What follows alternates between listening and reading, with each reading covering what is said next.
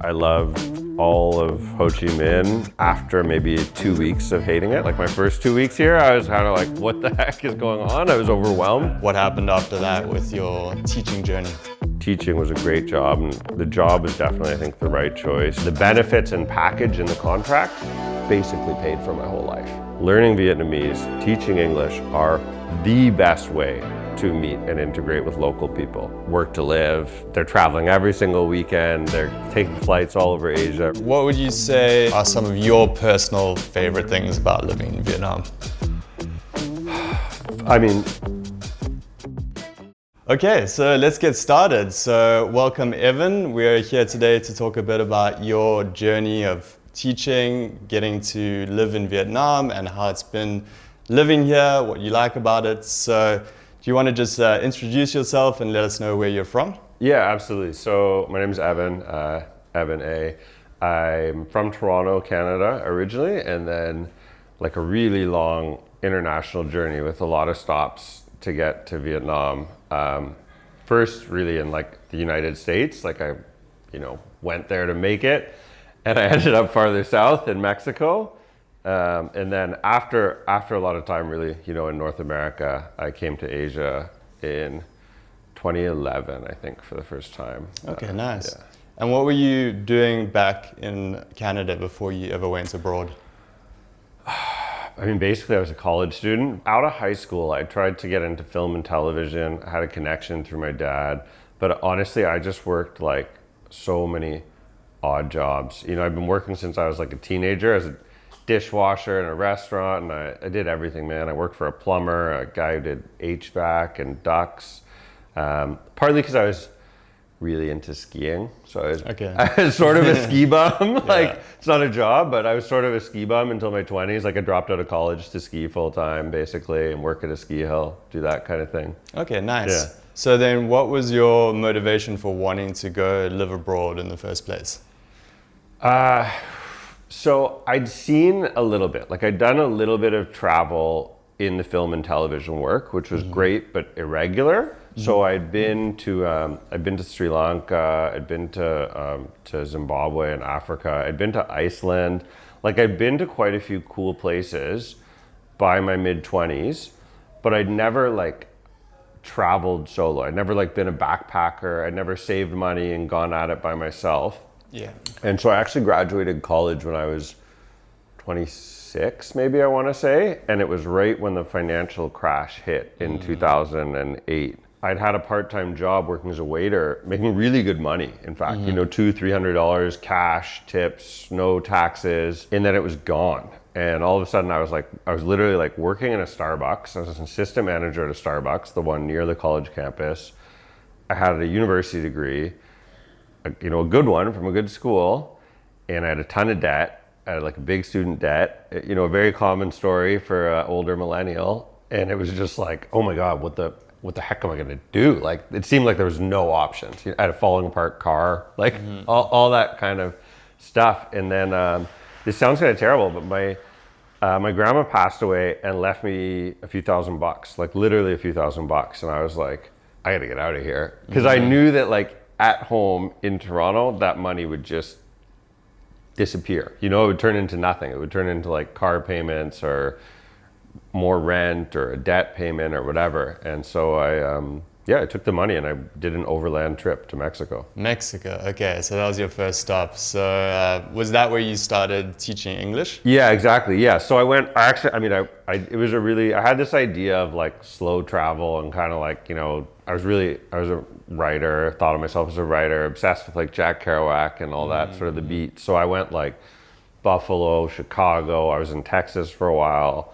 Everyone in Texas was like, you're crazy, get out of here. Because the border there, El Paso and Juarez, was kind of like a drug war at the time. So they're like, go to California. So I actually ended up in California first and loved it, like lived in a hostel, did that kind of thing. And then I took a bus down to Baja, California, like all the way down. I mean, this had been months of journeying, sort of.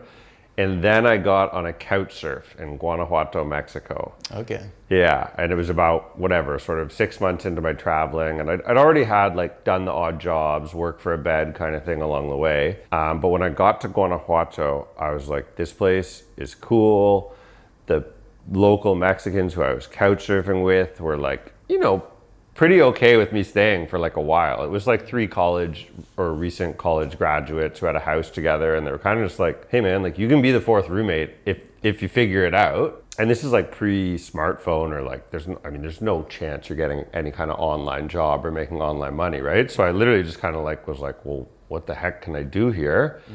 You can't be a waiter, you can't do restaurant work. There was a couple like hostels or backpackers in town, but there wouldn't have been any kind of money. So yeah, the only real way to make money in that town as a foreigner was to teach English, and it was actually at a college language exchange. So it's like a non-credit program, but at the actual university. Yeah. So I just walked in there and was like, look, this is my situation, what can we do? And they ended up giving me a job basically where I made $4 an hour to like sit in these rooms doing language exchange. And it was often with adults too. So there's some of the students from the college, some just adults from the community, like a really mixed bag. And they gave me almost no structure, lesson plannings. And, I had like an English literature and history background. I didn't know anything about teaching, but it worked, like in the sense that the equivalent of $4 an hour that I was making, if I went in there for 3 or 4 hours a day, whatever, made $12, $16, $20, I was good. Like just on my cost of living, right? Yeah. Not like my student debt at home or anything like that. Right, nice. So kind of diving into the deep end there with the teaching a little bit, without much training in that. But did you sort of get the hang of it as you went along with actual teaching? And then what happened after that with your teaching journey? So it was really hard at first. Like when I'm sure you can remember a similar situation where like all of a sudden you're basically in a position of authority, right? You're at the front of the classroom, and I had like adults older than me at the time. I'm in my mid-20s. I had no idea what to do. Like we were just sort of doing random conversational English. I liked it because it kept me going in Guanajuato, but I realized pretty quickly, I was like, this isn't sustainable. If I'm going to do something, I need some sort of more structured job, more structure. Like I knew, you know what I mean? I felt like I was really drowning every time I had to go up in front of people, and it's stressful, it's embarrassing, you don't know what you're doing. So ultimately I got a job at a Wall Street English. I'm sure you're familiar with, yeah? Yeah, I got a job at a Wall Street English. It was in Mexico City, not in Guanajuato. So I moved to Mexico City. I got the Wall Street English job, and as part of my hiring process, they told me, they're like, we want you to get TEFL certified. I remember the guy, like literally you can picture his face right now. The guy who hired me, Julio, was very cool, very nice about it. He was like, look, first step, he was just so honest with me and so sweet. He was like, get some nicer clothes. Step 1, like he's like, I can tell you're a good looking guy and you have a nice haircut and stuff, but he's like, you can't teach here in a t-shirt where, our customers are all working professionals. He's like, they're going to want to know why you don't have a watch, why you don't have a nice shirt. He's like, clean yourself up. That's step 1. And then he's like, while you work here, so he actually hired me on a kind of temp or trial contract for I think it took 12 weeks for me to get my TEFL. Yeah. And then I did it online. I don't know, can't remember the exact cost. It was, $300 to $400. This is a very long time ago. We're going back like 15 years about. Right. Yeah. But that was the process. I just got a corporate job, and even right then, off the top, it was like my salary tripled. Yeah. Like, and I was doing okay on my original $4 salary, but it was like, and being paid in pesos, I should say. I wasn't being paid $4, but my salary tripled as soon as I got a nice shirt and a TEFL certification, and it changed not just my life long term, like immediately, right? Immediately I had like a nicer apartment. I was living in Mexico City, had a bit more access to stuff. It was fun. It wasn't quite sort of digital nomad hub that it is now, but even then there was a ton of expats in Mexico City. There was a lot going on at night, and it was like, The job was not difficult either, really. I mean, I think I probably worked 20 hours a week or something like that. And at the time, that paid out whatever it was. I probably made, I'm really guessing here, but I think I probably made about 1,200 to 1,500 US dollars a month take home. 15 years ago in Mexico City, that was like good money. Like if I wanted to, I was a bit negligent as a 20-something, but if I wanted to, I probably could have started paying off my university debts with that money. You know, like I could have had savings, in other words, And it was quick, right? This is really like, did the language center thing for, I don't know, 12 months, 18 months, realized that teaching was a real career path, applied for a job, got a TEFL, and I mean, that whole thing happened in under 2 years. Nice. Yeah. Yeah, great. So teaching English in Mexico. And what do you think about Mexico in general, like living there? How did you enjoy that? It was amazing. I mean, look, the benefits of it are for North Americans, not for yourself. For North Americans, it's really close to home, right? It's like you're never more than a 3 or 4 hour flight away. The cost of living is nowhere near as good as Southeast Asia. I mean, it's not even, especially now, it's not even really comparable. But most of the people who are living there, the foreigners who are living there, are either American or Canadian or a couple Europeans. And comparing it to back home, it's great. It's still way, way cheaper, Even an expensive lifestyle in Mexico is 20% cheaper than a lifestyle in Canada or the United States, and an affordable lifestyle there is 40% cheaper, right? So you're saving a huge amount relative to home, and you're not really, most people there aren't comparing it, or at least at the time weren't comparing it to, Vietnam or China or Korea or whatever. Sounds good. And so you're doing the TEFL teaching, and I know later on you did get your, I assume, teaching license because you taught in international schools. Did you do any more TEFL teaching after that? And where did you go after Mexico? I did. So I actually, from Mexico, we're now talking in like years here and seconds, but in the lifeline, From Mexico, I went back and did my bachelor teacher certification in Canada. But by this time, I'm like literally 30 years old. So this is a good chunk of life elapsed as an English teacher in Mexico. I spent some time living in the States too. So what I did for a while is that I lived in San Francisco, and I worked in hotel, hostel, restaurants. And I did do some English language tutoring when I was doing that. And then I would go back to Mexico and teach English. So I was kind of, I guess what they call a slow mad now, not in a digital way, but I was splitting, like intentionally splitting time between California and Mexico and doing teaching in both. I mean, another really nice thing about Mexico is that it's very easy to learn Spanish. And as a Canadian, we have French background too. It was it was just not difficult. It was not really a barrier at all for me. It just happened after a few months. Nice. So that's a bonus. And then everyone in California, at least they used to, all spoke Spanish too. So there's a real I would literally, like when I was working in hostels and hotels, I would teach English and do English conversation practice with my coworkers, like with Latin Americans who are working there. So it's not just, like for me at least, the education and teaching thing isn't just about money or finances. It's like socially too. It opens up a real world, right? And I think that one of the things I talk about now for people coming to Vietnam is like, it doesn't matter if you want a job, like language exchanges, learning Vietnamese, teaching English are the best way to meet and integrate with local people offline, right? Like in the real world. People are often having jobs back home where they're behind a desk and all of that, and the actual idea of teaching where you're interacting with people a lot more and having that opportunity to be more interactive with people and be engaging with other people is like a big draw. Yeah, 100%. It's funny, I've sort of been, because I'm think of it that way, focusing on the career, the financial aspect of it, but really my goal was never and still is not to get rich or make money. Like that's not my purpose in life, right? And I do think that integrating in the cultures I was living in, and that aspect of teaching and language exchange in both directions, sometimes tied to money, sometimes just for community, for building culture, is that's really what's driven me as a traveler, as a person who's is a long-term expat. Maybe I will in Vietnam. I've never actually immigrated to somewhere else and become a citizen of another country. So I do still think of myself as a Canadian, right? Regardless of whether I was living in the United States, in Mexico, in China, in Vietnam. But the language exchange, the teaching has really allowed me to, to have real relationships with locals in just about everywhere I've lived. And I don't know that, if you're a consultant or working at a factory or something, I don't think you get that, right? Like you don't get that experience. Yeah, absolutely.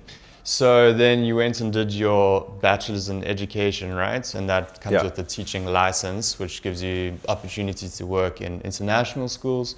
For those that don't know, it's a bit different, right, from TEFL, because you're specifically teaching English as a foreign language, teaching the skills to speak and communicate in English and read and write.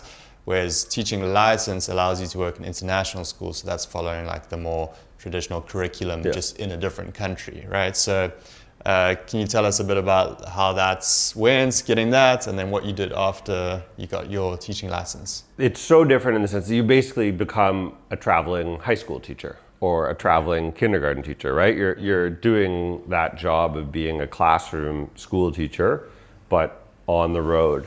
So my first stop was, I got the working holiday visa in Australia. At the time in Canada, on top of my original sort of undergraduate degree, that teaching certificate only took 8 months. It cost a bit of money. I had to take more more loan to get it, but it was very quick. It was like 5 months in the classroom, 3 1-month placements. Like it was very much a job degree. And so I had lined up a job in Australia through a company called Anzac, which is, I'm sure they're still out there, and they were really great, in my experience at least, within maybe 4 months of entering that program. In other words, I went back to Canada for my certificate with no intention of staying in Canada. Like I was very much set on being international. So I taught as a supply teacher living in Melbourne for a year on one of those 1-year work holiday visas that you can get under 31 years old, I think, as a Commonwealth citizen. And that's when I really started traveling Asia, right? Like, I mean, every minute I was not in a classroom in Australia.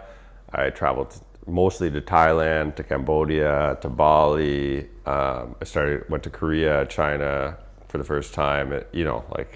Nice. Yeah, and it was wonderful. Everything about it was wonderful. Flights from Australia to Asia aren't that expensive, right? No, at the time they're really affordable flights. Yeah, maybe like a couple $100. There's flying like Jetstar and maybe AirAsia, whatever. Getting on those discount flights. If you're in the region, I mean, especially now, if you're living in Vietnam and in Kuala Lumpur, in Bangkok, or somewhere else in Thailand, anywhere that's sort of connected to the AirAsia and the discount flight paths, you can do that, right? Like a lot of the teachers I know in Ho Chi Minh, especially before COVID, and I'm sure it's the same now, I'm just have less of a community of teachers here now, they were they're 100% work to live. They're traveling every single weekend. They're taking flights all over Asia. And they're doing it in a different way than someone who's on a gap year, because when you have income coming in, you can spend a bit more, right? You can experience it. Yeah, and those flights, I mean, if you're flying here from Vietnam to, like you said, anywhere pretty much in Southeast Asia, it could be $100, $200, like round trip. And if you're flexible too, right? If you're here and you're living here and you're teaching English here, it doesn't have to be a big I'm planning a Japan trip, December 2027, whatever. It's just like you look on Thursday or whatever and you're like, where's there a cheap flight this weekend? And you go, and it allows you to do that for sure. And that's what Australia was for me. And I fell in love with this, whatever it is, this lifestyle, this culture. After that, I really didn't look back too much for years. So where did you go after Australia? China, actually. Okay, yeah. How do you like China? I would not live there again, but I think it's one of the most incredible places in the world to travel. And I say that as someone who already lived there. You know what I mean? Someone who already spent an extended amount of time. Maybe if I hadn't before. But just right now, personally, I wouldn't go look for jobs and apply to work in China. I actually, when I was there in 2018, so right before I came to Vietnam, I was on, again, I have no idea what the visa situation is in China right now. Don't quote me on this. At the time, you could get basically like a 10-year kind of like travel visa. So I had a 10-year visa. I think I got it in 2016 to 2026. that allowed me to enter China multiple times, aside from the COVID lockdowns, for like 180 days a year. So I would go there and teach English, not international. I was not working at international school. I was like being a long-term slow traveler, teaching English. I found the demand for English teachers, again, pre-COVID in China was enormous. So like very easy to find work, tutoring at a language center, online too. So I would do and if you're in Asia, a sort of underappreciated thing is that if you're living in Asia, you're in the same time zone as China, as India, as the countries with huge demand for English teachers, like TEFL, English language teachers. So it's just really easy, right? Because you can go do whatever you want. You're basically traveling full time, flip open your laptop in a hostel from 4 p.m. till 7 p.m. because it's usually after school hours, and that's it. And I was really thinking of it. To me, it was like a way to fund travel. Yeah. So I did go back and teach English language. It's such a great fallback. I mean, I do it today. Did you manage to get around China a bit? And Yeah. So I went citywide. I travel by train. I love traveling by train. Way back to my first trip to Mexico. But I do Beijing, Shanghai, Guangzhou, Xi'an, Chengdu, Chongqing, Shenzhen, Hong Kong. Yeah, I mean, I really Yeah, and I love it. I think it's a wonderful country. That's awesome. So after doing that in China, what was the next step? So I applied for jobs. I went back, I did go, physically, I would go back home to Canada sometimes, right? It's not like I never spent there. And somewhere along the way, I spent 2 years as a teacher in a Canadian public school. Bad relationship. Never travel because your girlfriend or partner wants you to go somewhere. But the Canadian woman who I'd traveled all over Asia with wanted to move back to Canada. And I was like, okay, I'll try it. I literally got a job offer in a city called Calgary I remember we were Zoom call job interview from Koh Tao. I don't know if you've been there. It's one of the most stunning places in Thailand. And I was like, sure, we'll go to Canada for a year. So I took a contract. I said yes to this, in hindsight, how crazy in love do you have to be? I was on a beach, in a hammock in Koh Tao, and someone offered me a job in Calgary. And I was like, sure, no problem. Sounds great. Go back to snowy Canada. It's -40. It was -40. So Canada for that contract, and then I want to go back to Asia? Between what year is it now? 2026 and 2011. I think I've been in Canada 3 years out of the last 16 years. And otherwise just teaching, a lot of the time teaching English and traveling. I think of that whole time I taught maybe 7 years in international schools. The job I had here turned out to be the longest. I had job offers in Shanghai that paid more, frankly, than the job in Vietnam. And I'd never been to Vietnam. For whatever reason, it was a country that I hadn't traveled to. But then 2 personal recommendations, right? Because at this time I had a bit of a career history and a resume. And the head of school at the Canadian International School of Vietnam and a grade 3 teacher at the school were both people I knew. I saw the teacher on a camping trip. He said, this woman is running the school. I'd done a placement for her in Toronto. I knew who she was professionally and she had a good reputation. Same thing, she interviewed me on a laptop. They told me how much they were gonna pay me, and frankly, I laughed. I was like, what do you mean?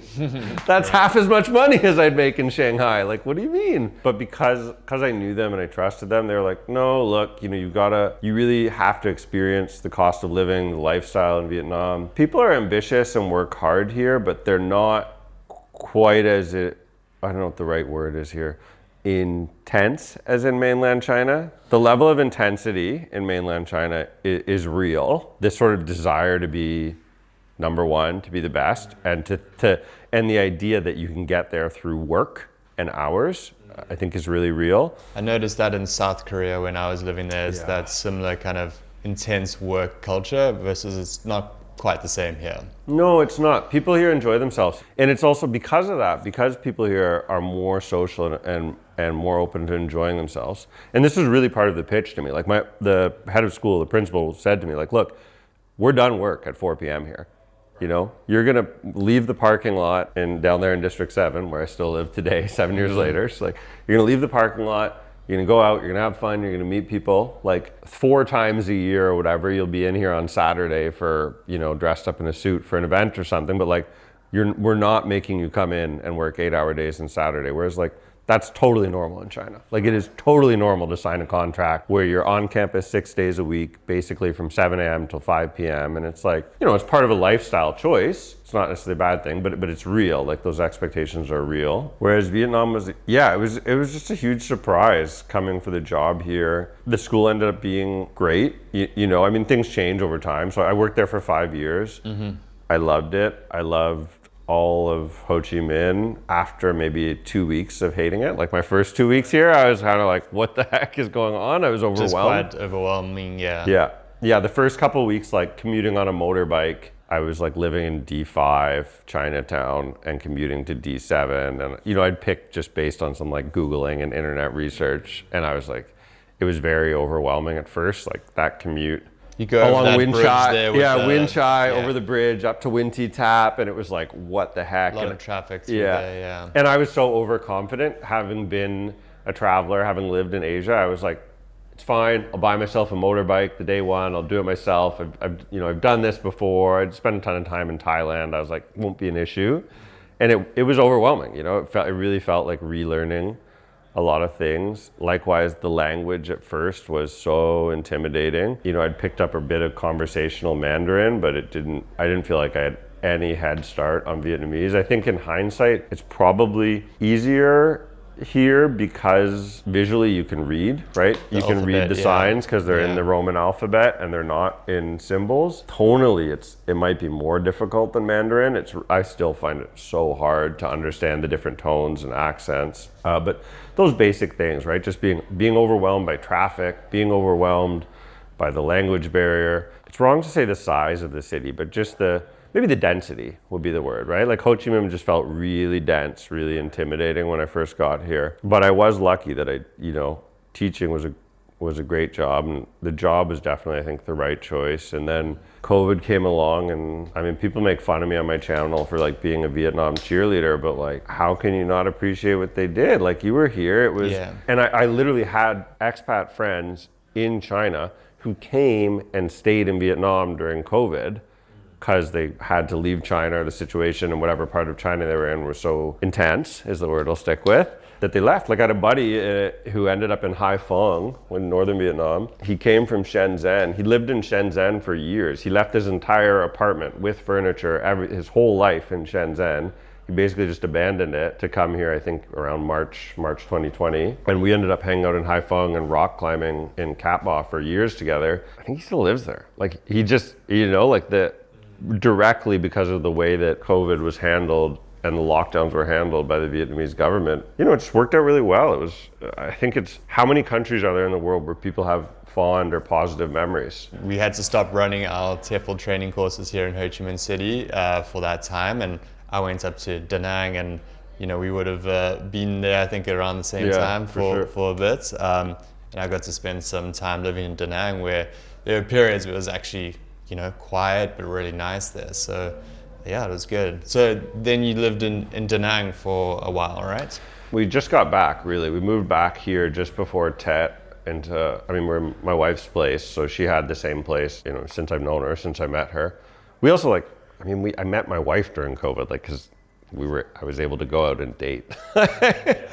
But yeah, so I decided to retire from teaching. The one difference I think for me at least, between teaching as a language teacher versus teaching as an international teacher is the packages. So they give you a big package, right, with like a ton of incentives. And one of the reasons why I laughed or sort of scoffed at the amount of money in salary they were offering at the international school I worked at here was that I didn't really realize that like the benefits and package in the contract basically paid for my whole life, right?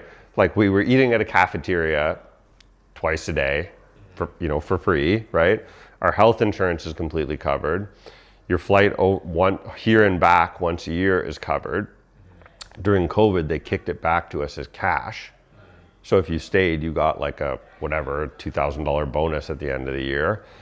And then they gave you a housing allowance, which also was given as cash. So it meant some people overspent it because that's how they are. I underspent it. So I lived in a really nice building, a place called Sonata. I'd recommend it. It's still out there. I literally helped a guy who come over here move into there a few weeks ago because he's in a wheelchair and I knew it would be wheelchair accessible. But it's on Winti Tap near the Kaufumi Bridge. Beautiful, like a little oasis in the middle of the city. I was living in a duplex unit there for 10 million a month, which is maybe 380 US dollars. Yeah. This is a place with a gym, with a pool, with, you know what I mean? Like Yeah. a massive step up quality of life, not just to Canada, but to what I was used to living in China or in Australia. And so my housing bonus at the time was 14 million. So I literally like pocketed it cash at the end of it. And I mean, I was really able to basically save my whole salary, which is wild. Nice. So then you got to save up a bit and then retire from teaching. So you've moved back now to Ho Chi Minh City, and you're. So tell us a little bit about what you're doing now and what you're up to. I've kind of always been a bit of a workaholic. Like I really I love teaching. I love being an educator. So when I was, during the COVID time, when I was teaching still online now, like work from home, but I still was under contract teaching to an international school, I built a like side hustle with a YouTube channel. So I had a YouTube channel where I would upload my lessons that I was doing for my job and help out students all over the world, basically. Not a huge amount of hourly input, but through this, I then built an online tutoring business, and I had a lot of online teaching experience already from doing TEFL English teaching. And so what I was doing was like one to few group lessons. So I would do like a 5-person session at 4 p.m. on Monday, a 5-person session at 4 p.m. on Thursday. And I basically got to the point where I was, again, not the benefits, not everything else, but like I could make close to my salary doing that. And so I was getting my salary, and then I was like basically doubling my income with like an online teaching business that I was building on top of YouTube. So I planned to retire from teaching for that business. So that was the original plan. And so we moved up to Anbang Beach, kind of outside of Da Nang near Hoi An, rented a house. I mean, a really nice house, we had like a pool and it sounds insane to say this, but we had like a pool and a maid and like all those things that you just would never have at home.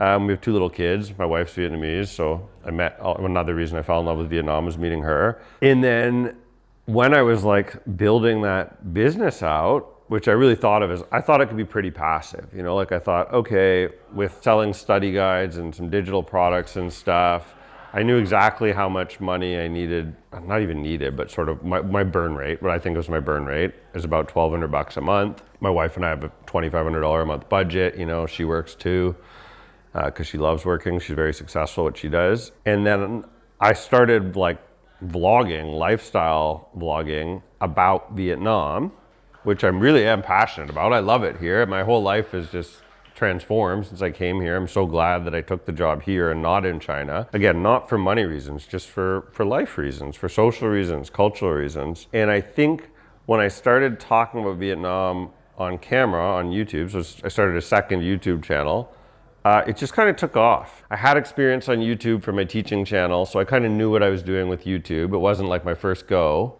I know how to teach, how to talk from being a teacher for 10 or 15 years or whatever. And then Da Nang and Vietnam are kind of trending. You know what I mean? Like it just felt like all the things lined up, the sort of stars aligned, a little bit of whatever, good luck and a blessing, but it just exploded. I mean, it grew 100 times faster than the teaching business was growing. 100, that's probably an understatement. Like it's literally an understatement, I think. And the other thing about it was that it kind of occurred to me like I really do love teaching. And so about 3 or 6 months into having left my teaching job, I missed it. So when all my friends were going back to work here in Ho Chi Minh in September, and I was up there in a beautiful villa, but alone by myself with no community, no human interaction around whatever that was, I was like, oh, like I hadn't factored in how much I would miss going to work every day. The knowledge I had as I was an IB English teacher, an international baccalaureate English teacher, I was kind of like, why would I build a business for the next 10 years about what I just left? Why wouldn't I just do that? I don't know if that makes sense to you, right? Like it was like, why would I build a digital remote business about IB English teaching if I could just be an IB English teacher? What you share on your channel, a lot of it's about like living in Vietnam. So if you had to take the things that you've discussed that you think have resonated most with people about living in Vietnam, the best things about it, what do you think those top things have been? I think that if I had to boil it down to maybe like, we'll say like a top three, the other thing about that channel that's made it so successful or sort of shareable is that I really answer the questions that the audience for that channel asks me about Vietnam. I think of it in the exact same way as when I was an English teacher. You know, a student says, I need help with this, sir. How do I do this? And that's exactly how I think of that channel, right? So the things people ask about, I find it frankly annoying, but the biggest thing they ask about is how to get a visa, right? Okay. They want, how do they get a 90, especially in Da Nang, everyone's a tourist, everyone's on a 90-day visa. Unlike Ho Chi Minh, where there's so many long-term expats. And so the biggest question is definitely, how do you stay long-term? And I mean, the answers are so simple, right? You get married, which people think is the easy way out, but it's crazy. It's the hard way out. It's the hardest possible way. It is so much easier to get on a bus every 90 days than to be married. You get a job teaching. A very simple answer, right? You get a job teaching. It doesn't have to be this is literally exactly what I say to everyone on my channel and all my guys. It doesn't have to be 40 hours a week. It doesn't have to be whatever. Like our mutual friend, Cameron, he's been teaching 2 days a year for like 9 years or whatever, right? He has 2 different other businesses. Now he has a wife, right? It doesn't have to be a situation where you live to work. It can be the situation where you're working to live. And again, as I mentioned earlier, it's a great way to integrate culturally, to meet other local people, is to be a teacher. Was it Cam? No, Mike. I don't know if you know Mike. Mike, who owns the Da Nang Bike Hub, also came and did this whole path of starting as a teacher, et cetera, American guy. He taught at an adult language center here. He literally met his wife at a social at the school he was working at as an adult, I want to emphasize. But right, like, I mean, it truly is the best way to integrate. And then the flip side is the most underappreciated long-term visa option here is if you're 18 to 60, or if a school will let you, you can come study Vietnamese language at a college and they have a 12-month renewable visa.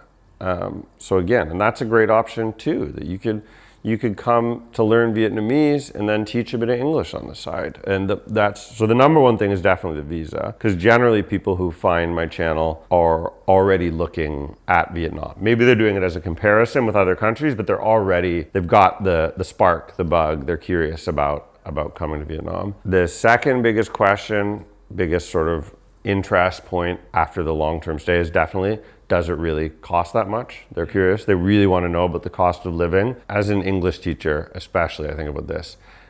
There's 2 meanings of the word cheap, right?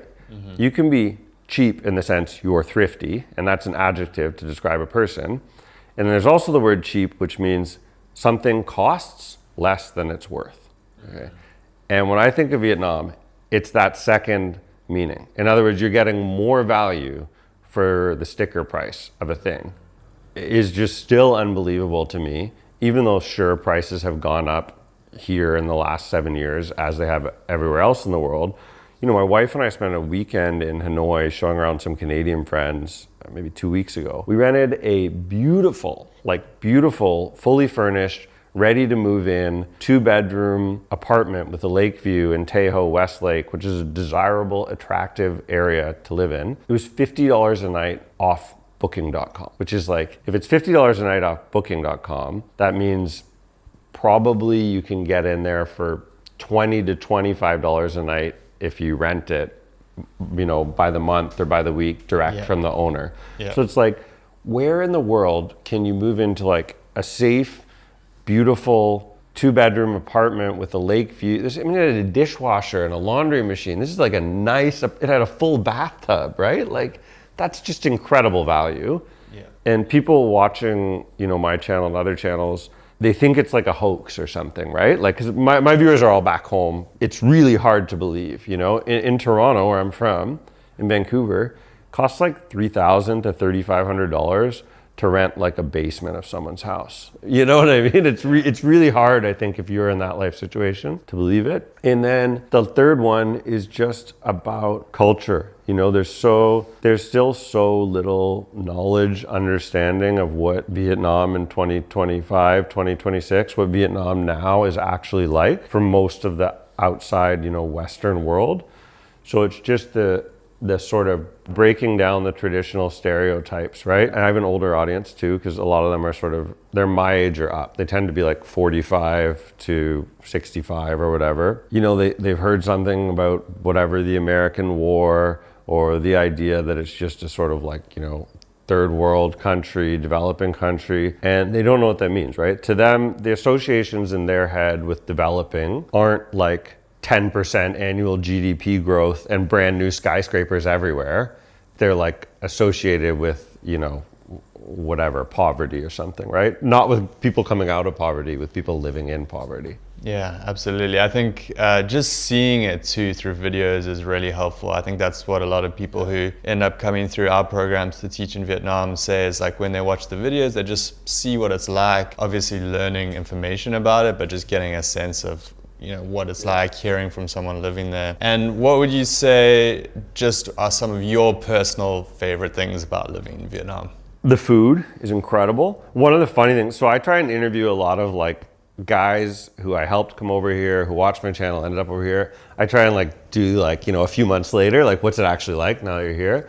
Lots of people talk about losing weight, and it's like an unintentional weight loss, and it's because the food is healthier, tastier, and in better portions. At home, the idea of going out to a restaurant is like a special occasion. It's a meal. It's like a big spend, you know, a date night or whatever. Yeah. Here, all classes and walks of life, people are eating a bowl of noodles on the street in the morning. And that means physically getting up and going out. It means moving around and walking, right? People are going out to cafes and just, I think it's a more active, less sedentary life than most sort of suburban Western lifestyles back home. So, you know, people end up out and about, walking around, eating healthier food in smaller portions. And yeah, it's a weird, interesting part of the move that I think really surprises a lot of people. So food is great. Any other things? Oh, I have a love-hate relationships with motorcycles. Yeah. Yeah, a definite love-hate relationship with motorcycles. But some of the fondest memories,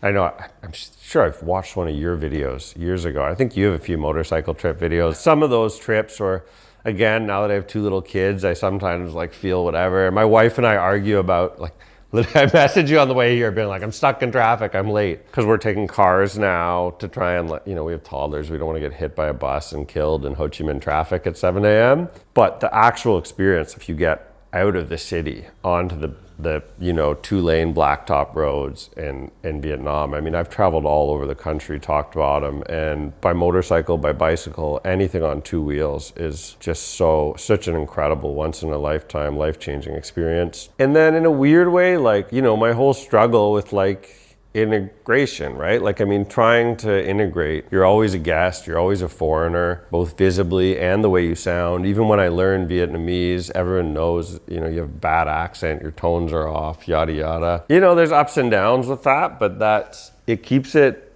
interesting, you know, it keeps it exciting and dynamic in a way that just being in your comfort zone back home doesn't. Just that, you know, the interaction, no matter how long I live here, I'm always learning something new, you know, if not every day, every week, every month. And, you know, when you're learning, it's a challenge, right? Like, that's what the whole idea of a learning curve is that you're running into things you don't know how to do, and then you're having to figure it out. And I like that, you know, I've always loved that about travel. And it makes living in Vietnam full-time, just whatever, exciting and stimulating in a way that I don't think living back home in Canada would be.